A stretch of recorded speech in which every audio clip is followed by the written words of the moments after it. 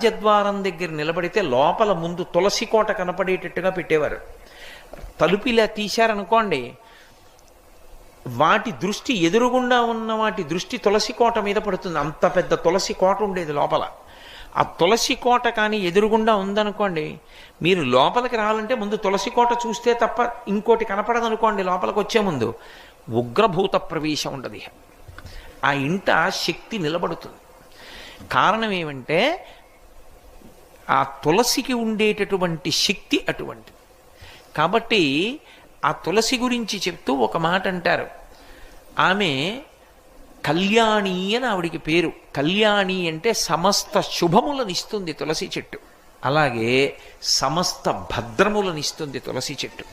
అందుకే ఇప్పటికీ ప్రాణోత్క్రమణం అయిపోతోంది, ఆయన తులసి కోట దగ్గరికి వెళ్ళకపోతే కనీసం తులసి నీళ్లు పొయ్యండి అని తులసి నీళ్లు పోస్తారు.